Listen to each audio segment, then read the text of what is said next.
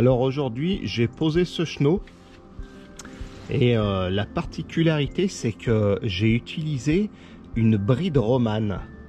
Alors j'ai déjà fait une vidéo sur les brides Vado, donc vous pouvez chercher dans l'historique des vidéos, aller voir ça. J'ai montré comment on posait un chenot avec des brides Vado, comment on dressait une pente, comment tailler une chanlatte, etc.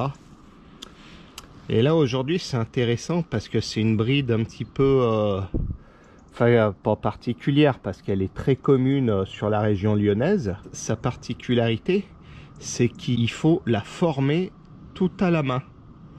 Alors c'est plus long qu'une bride Vado. Par contre ça a l'avantage de s'accrocher à n'importe quel support. Alors l'avantage de cette bride, c'est qu'elle permet de dresser une pente quand on n'a pas forcément un support bien comme il faut de partout, où on peut pas trop taper de pente. Alors regardez ce toit, il a une particularité. Donc là il y a plusieurs couches de bois, c'est un petit peu compliqué à comprendre. Alors je vais vous expliquer l'idée. C'est qu'avant le niveau de l'ancienne toiture était ici. Vous voyez mon doigt? Donc là on était en bas de pente, il y avait une chanlatte classique avec un vieux chenot qui était posé dessus, un ancien chenot que j'ai démonté. Voilà. Et ensuite, dans un second temps, la toiture a été refaite. Donc ils sont venus mettre une épaisseur de polystyrène qui est derrière ici, et ils avaient mis une contrelatte avec un écran sous toiture. Ils sont venus bloquer leur panneau polystyrène avec une grosse contrelatte. Et puis par-dessus il y a leur littelage. Et puis ils avaient mis leur tuile que j'ai démontée parce qu'elle était foutue. Donc en bas de pente on retrouve une chanlatte. Sur cette chanlatte j'ai rajouté un lito à champ pour compenser ma hauteur de tuile, comme on fait d'habitude. Voilà, donc j'aurais très bien pu poser une bride Vado ici. Mais pourquoi est-ce que j'ai pas pu poser une bride Vado à ce niveau? Je vais vous faire voir, parce que au bout là-bas, vous voyez, il y a une zinguerie. Il y a l'ancienne zinguerie de la toiture première version. Donc elle est tout en bas. Pour pas avoir à tout refaire, d'un souci d'économie par rapport au client, j'ai trouvé ça judicieux de conserver les zingueries, de poser le chenot beaucoup plus bas, par contre d'aller compenser la hauteur, enfin d'aller abriter toute cette épaisseur de bois avec une petite bavette en zinc. Voilà. Donc je vais vous faire voir comment on forme une bride romane. Alors petit rappel, c'est que pour poser une bride Vado, il nous faut un support d'aplomb, c'est-à-dire un bandeau ou une chanlatte posée d'aplomb. Tu vois, déjà là cette chanlatte elle n'est pas du tout d'aplomb, elle rentre sur le toit, ce qui m'aurait fait lever ma bride Vado et j'aurais pas pu. Donc si j'avais dû la poser à ce niveau-là, j'aurais dû retailler une chanlatte de niveau. Ok? Bon, ensuite, cette chanlatte-là, elle est tellement petite, tu vois, en fait, elle doit arriver par là, vers mon pouce. J'avais pas assez de hauteur pour tirer un très haut de pente jusqu'à mon bas de pente. J'aurais jamais eu assez de pente. Et puis le toit, de toute façon, il fait tout comme ça. Il fait la chenille, les chanlattes. À chaque jonction de chanlatte, il n'y a pas exactement la même. Il y a des différences d'aplomb, des différences d'auteur. Donc ça allait pas du tout. Et la bride romane, elle se prêtait vraiment à ce cas de figure, pardon. Donc j'avais fait une vidéo à la pause, mais la caméra n'a pas capturé le son. Donc c'est pour ça que je filme une deuxième fois. Les brides romanes sont des espèces de feuillards qui viennent se fixer ici. Voilà, j'ai mis 2 vis sur ma chanlatte. Tu vois, peu importe le niveau de ta chanlatte, peu importe son aplomb, ça n'a pas d'importance. J'ai vissé toutes mes brides, j'ai posé mes longueurs de chenot dedans, et pour régler mes pentes, donc j'ai mis mon niveau dedans, j'ai mis une patte en bas de pente, j'en ai mis une en haut de pente, et j'ai dressé mes pentes comme ça. J'ai essayé de garder un niveau régulier pour essayer d'éviter de faire un casse aux jonctions de gouttière. Le nombre de pattes, moi c'est des longueurs de 4 mètres, j'en ai mis à peu près 1, 2, 3, 4, j'en ai mis 5 sur la longueur, mais bon c'est parce que ça tombait bien comme ça. Donc là tu vois, on retrouve ce que je t'avais expliqué, l'ancien couloir. Donc moi j'ai posé mes demi dedans en attendant, hein. Regarde, je recule la caméra pour...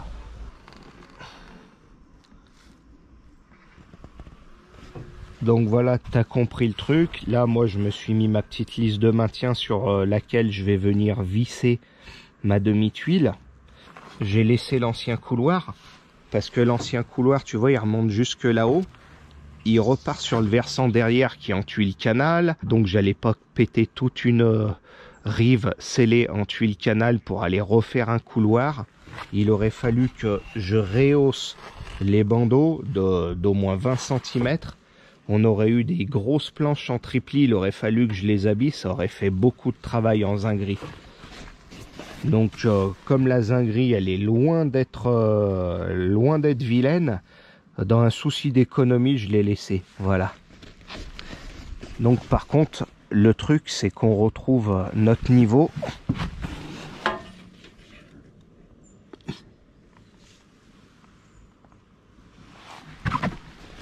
Tu vois, c'est pour ça que j'ai été obligé de poser mon chenot aussi bas. Alors je vais te faire voir maintenant comment on forme la bride romane. Alors qu'est-ce qui se passe? Là tu vois, là on voit pas la bride. Pourquoi? Parce que quand je l'ai mis en place, pour pas qu'elle baigne un peu vers l'extérieur, j'ai appuyé sur ma bride et je l'ai rentré sous mon boudin, et c'est ce qui me la maintient à peu près de niveau, tu vois. Donc là j'ai plus besoin, je la sors, je la redresse un peu, tu vois. Donc là j'ai bien ma patte avec 2 points de fixation, des vis ou des clous comme tu veux, hein. Donc comme je t'ai expliqué, c'est pour faire en sorte que la patte ne tourne pas quand le chenot va dilater. Les pattes, combien j'en mets? Donc j'en mets une tout au bout à gauche en bas de pente, une tout au bout à droite en haute pente, une au milieu, et ensuite entre celle du bas et le milieu j'en remets une, et celle du haut et du milieu j'en remets une. Voilà, moi c'est du 4 mètres. Là je les ai posés en 4 mètres parce que ça tombait bien en 4 longueurs de 4 mètres. Si tu fais en 5 mètres ou en 6 mètres c'est pareil, hein. Ça va très peu modifier les distances, et puis au niveau proportion on est pas mal. Donc voilà, alors déjà il va falloir que tu poses ton pied sur le boudin pour éviter que lorsque on va tirer sur cette bride, le boudin ne monte. Il faut vraiment garder le chenot de niveau. Donc moi ce que je veux faire, c'est faire plaquer ma bride et la faire passer derrière mon boudin. Donc hop, je la monte bien, je la tire, et là je la retourne. Là tu vois pas ce que je fais, c'est normal. Voilà, alors qu'est-ce qui s'est passé? Regarde, j'ai simplement réalisé ce petit décroché d'ourlet pour que ma bride plaque bien au chenot sur le dessous. Ok. Ensuite, lorsque je vais me déplacer en latéral, il va falloir que je garde toujours la même position au bord du toit. Donc moi, mes yeux là sont bien alignés à mon boudin. Je suis d'aplomb par rapport à la face extérieure de mon boudin. Et je vais essayer de rester comme ça tout le long. Alors ce que je vais faire, là je vais venir bien plaquer ma bride sous mon ourlet. Je prends 3 doigts. La partie basse de mon annulaire, je vais la mettre contre l'extérieur de mon boudin, c'est mon point de repère. Et là je forme la bride comme ça, et tout en la maintenant là bien contre le boudin, bien fort, je viens enrouler le boudin avec ma bride. Tac, voilà. Ensuite je me prends une petite cale et hop, je viens former ma bride. Alors cette cale, ça va me servir à garder à chaque fois la même distance à l'intérieur de ma gouttière, pour pas que le boudin soit poussé vers l'extérieur, et puis que à la fin le boudin soit droit comme une chenille, tu vois. Faut pas que le boudin ondule vu de l'extérieur. Donc là ce qu'il faut,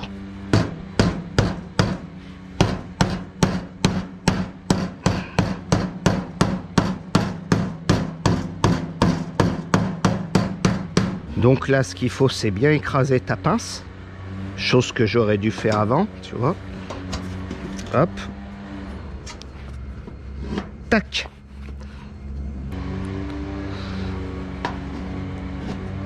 Là, tu fais descendre ta bride jusqu'à ce qu'elle touche le zinc. Voilà, sans trop forcer vers le bas, sinon ça va pousser le boudin vers l'extérieur. Et tu t'envoies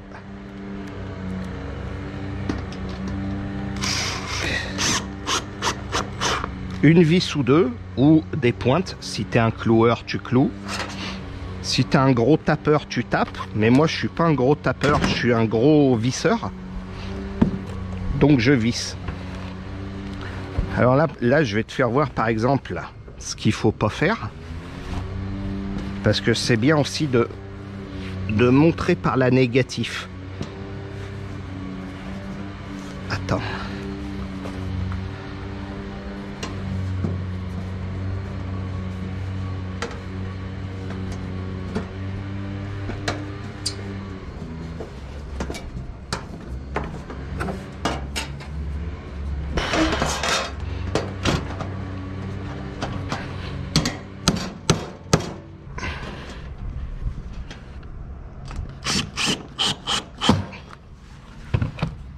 Voilà, ça c'est ce qu'il faut pas faire.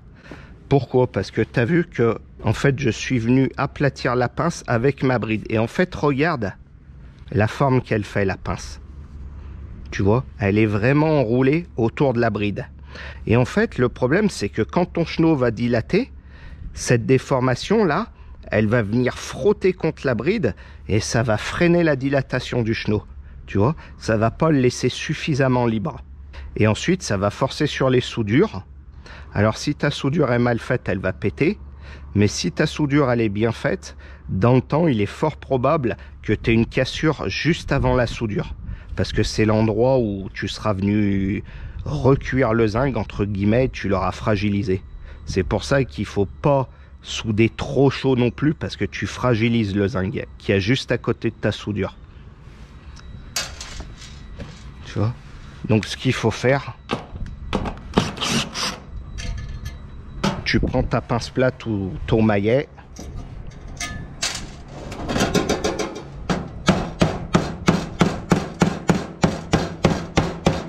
Là, tu l'écrases proprement sur une plus grande surface. Et là, tu peux envoyer ta bride calmement. Voilà, comme ça, là, la pince qui est plate, elle va pouvoir coulisser derrière ta bride sans problème. Bon, allez, on va encore s'en faire 2-3 ensemble, histoire d'assimiler le truc.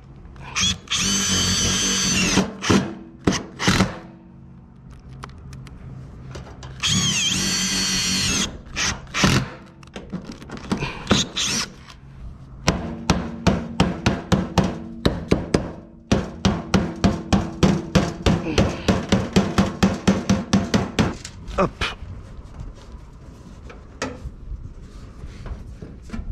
Alors ça, je te cache pas que cette méthode, ça a tendance à donner un petit peu des tendinites au bras, au poignet.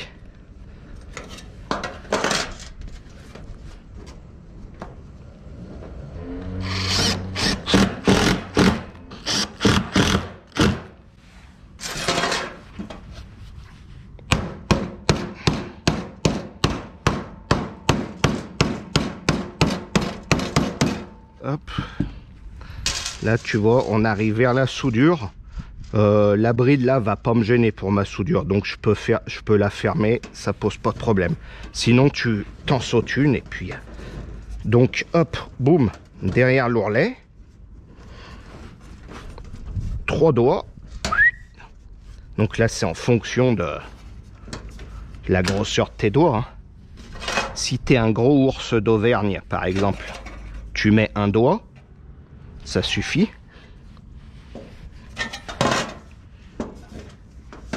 Et puis si tu es un lilliputien, ben, tu mets toute ta main, tu vois. Par contre, si tu es un ébéniste tout pourri, qui s'est coupé tous les doigts de la main et qui lui reste plus que l'auriculaire,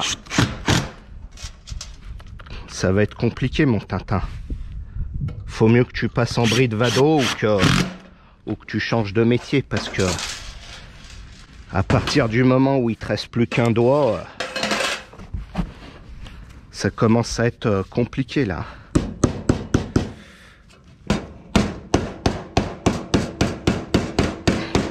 Bon, et puis tu comprends bien que pour brider ce type de bride, tu peux pas le faire depuis un échafaudage. Tu es obligé de le faire depuis la couverture.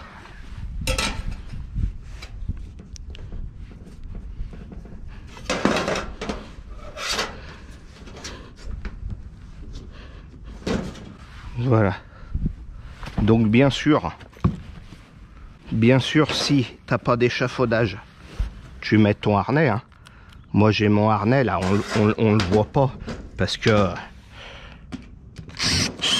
je l'ai supprimé au montage avec After Effects, mais en fait je suis attaché. Si je te le dis, tu peux le croire, mon Tintin.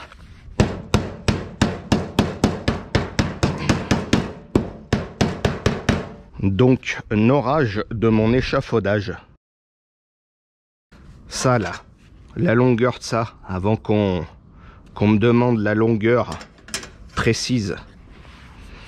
Moi, je le fais à l'œil, à la demande. Je me coupe un bout, un petit peu trop grand.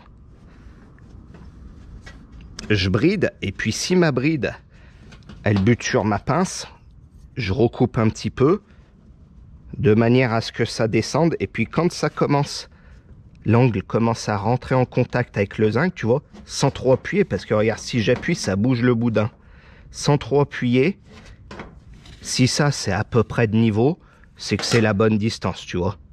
Donc une fois que tu t'es réglé, tu t'es ajusté ta petite baguette, c'est ta distance à toi. Puis surtout, ça va dépendre de la largeur de tes doigts, donc de la circonférence que tu vas donner à ta bride. Son point d'arrivée va être plus ou moins haut, donc ça va dépendre. Tu vois, plus tu vas descendre, plus ça va se réduire. Donc ça dépend de tes proportions personnelles.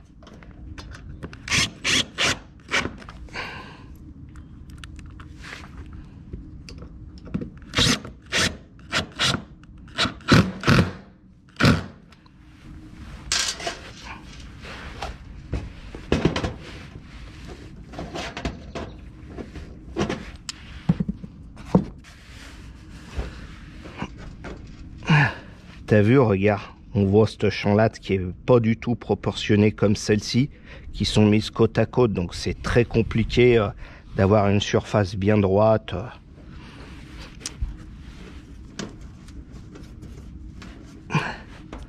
Donc tu vois, jeune petite pastèque de chez Raffanel.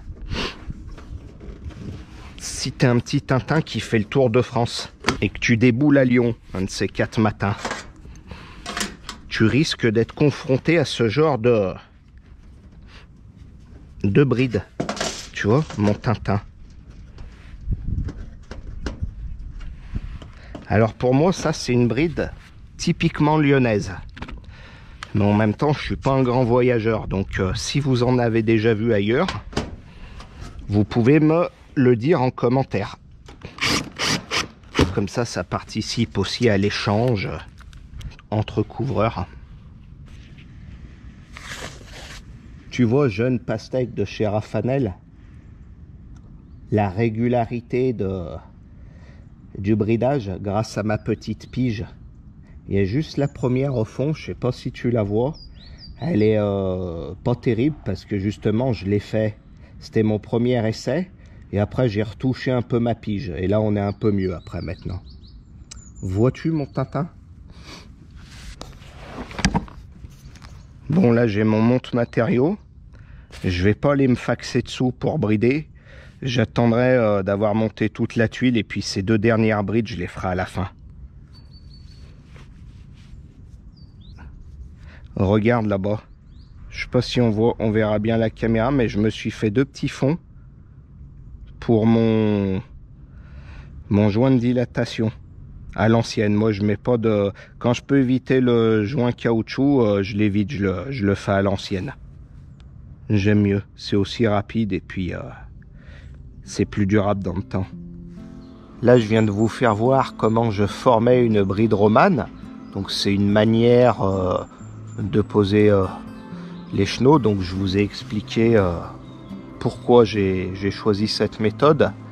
Mais bon, c'est pas la meilleure, hein. C'est simplement, de toute façon, il n'y a pas de bonne ou de mauvaise façon de poser un chenot ou de bride. Tout est une histoire de cas de figure. Des méthodes de pose de gouttière, il y en a énormément. Il y a la nantaise, la havraise, la parisienne. Donc moi, c'est pas des genres de chenot que je suis amené à faire dans ma région. Dans ma région, on travaille essentiellement comme ça. Donc voilà, c'était pour vous présenter un petit peu cette méthode. Donc si cette vidéo vous a plu, pensez à la rétribuer par un petit pouce bleu. Ça fait toujours plaisir. Laissez-moi vos commentaires. Et puis surtout, si vous êtes du Havre, de Nantes, de Paris, envoyez-moi vos photos de chenaux sur les réseaux sociaux. Ça me fera plaisir de voir ce que vous faites. Et puis surtout, ça me permettra moi aussi de voir vos techniques. Donc voilà. Bon. Allez, à la prochaine les petits Tintins.